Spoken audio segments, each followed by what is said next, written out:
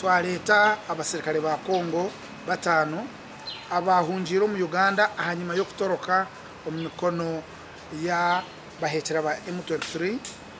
Twaheza kweteje bazo mu police yaba screeninga. Twaheza kweteza n'abasirikare ba DRC. Twine nkorengana nunji munonga n'abasirikare ba DRC na government ya DRC. Twabahayo korabo mu migration okubayamba kugaruka wabo muka. Tunakuja hapa witness ama kushuhudia jinsi immigration ya Uganda inarudisha kwa immigration ya Kongo askari wa Kongo waliojistadimisha kutoka huko sehemu wajambazi wanamiliki nchi pande kidogo ya province ya kwetu wakaingia Uganda. Na tumefurahi kuona wale askari walikuwa huko kama wanatunzwa vizuri, walikuwa kwa nchi ndugu na rafiki. Nashukuru sana kwa viongozi ya jeshi ya Uganda kwa kufanya kazi hiyo na kuwarudisha hapa Kongo leo. Na siku zitakuja kama kuna kuwa kesi zingine kama hizo pande ya Kongo ama ya Uganda, lazima tuendelee kwa undugu na urafiki huo. Ndio maana tuko hapa.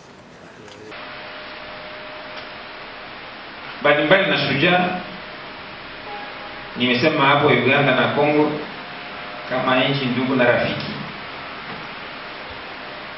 Tunakuwa na tanana mara zingine kwa kumaliza matatizo mbalimbali zinazokutana wakaaji wa Kongo na wakaaji wa Uganda. Kila nchi ifuatilia interest za mwingine na kuzilinda. Olwalero kama wange CDF yasazeewo abantu bano tubahani ngomba olwalero Kongo suru migration kibamura banzize just nga representative okulaba nga migration ya Uganda bweba wa migration ya Kongo okuongera ku enkolagana yaffe wakati wa Uganda ne Kongo.